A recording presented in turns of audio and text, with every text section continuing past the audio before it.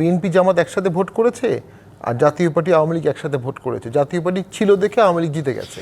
এখনো আমাদের যে বিপুল ভোট ব্যাংক আছে সেটি দিয়ে ভোটে অনেক প্রভাব রাখা সম্ভব। পাটোয়ারি, আপনারাও কি তাই মনে করছেন? সামনে নির্বাচনী আবার জামায়াত নেতা বলেছেন কোরআন ও সুন্নাহর আইন চালু করতে আমরা ঐক্যবদ্ধ হয়েছি। পশ্চিমা দেশগুলো যদি এতই প্রভাব থাকে তাহলে কোরআন ও সুন্নাহর আইন চালু করে বাংলাদেশের সামনে নির্বাচন করা সম্ভব। একটা হচ্ছে যে ইসলামিক দলগুলো বর্তমানে জনপ্রিয়, হায়েস্ট এভার। স্বাধীন বাংলাদেশে এত জনপ্রিয় কখনো ইসলামিক দলগুলো হয়নি। জামাত ইসলামী পাকিস্তানের থেকেও মনে হয় বাংলাদেশে জনপ্রিয়, যেটার কিছু রিফ্লেকশন ছাত্র সংসদ নির্বাচনগুলোতেও দেখা যাচ্ছে। জাতীয় নির্বাচনে কী হবে এটা বলা খুবই মুশকিল, কারণ 9 থেকে শুরু করে 24 পর্যন্ত আসলে ভোটের ট্র্যাক রাখা খুব টাফ হচ্ছে। তারা ভালো করবে, ইসলামিক দলগুলো অনেক ভালো করবে, ক্ষমতায় যাওয়া অনেক বড় বিষয়, সেখানে অনেক ফ্যাক্টর যোগ থাকে। এখানে জাতীয় পার্টির ভোটটাও ফ্যাক্টর হিসেবে অ্যাড হবে, জাতীয় পার্টির ভোটটা কোন দিকে যাচ্ছে। আর যদি আওয়ামী লীগ ভোট করতে না পারে তাহলে হয় আওয়ামী লীগ ভোট প্রতিহত করবে অথবা আওয়ামী লীগ তার পছন্দের কোনো প্রার্থীকে ভোট দেবে। আবার জাতীয় পার্টির ভোট একটা ফ্যাক্ট হবে যেটা আপনি বলছেন, সেখানে জাতীয় পার্টি তো বিভিন্ন ভাগে বিভক্ত হয়েছে এবং দীর্ঘদিন আসলে আওয়ামী লীগের যারা মিত্র হিসেবে পরিচিত ছিল সেই দলগুলো মিলে প্রায় 16টি দল মিলে আরেকটা নতুন রাজনৈতিক দল আসতে যাচ্ছে, সেই সম্ভাবনাও তো আছে। আমাদের ভোট ব্যাংক আমাদের মূলধারাতেই এখনও আছে।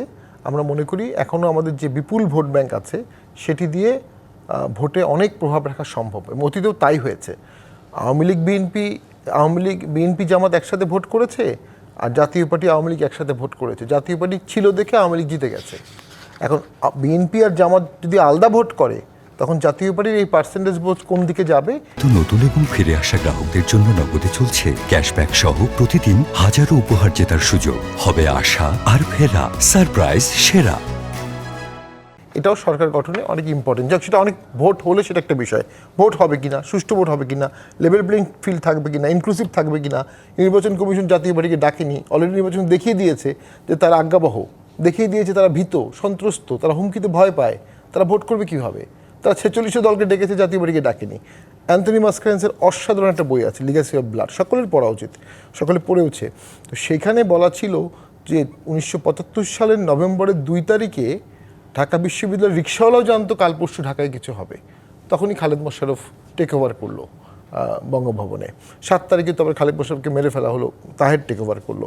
তো ওই যে আজকে বাতাসে ইধারে ভোট হবে কি হবে না এ নিয়ে সবাই জিজ্ঞেস করছে, আমার থেকে যেহেতু চেনে। সেখানে কি আপনি মনে করছেন কোনো না কোনো রাজনৈতিক দলের লাভ ক্ষতিরও এক ধরনের বড় হিসেব নিকেশ কাজ করছে? আমি মনে করি সবচেয়ে বড় ঘটছে সক্ষমতা।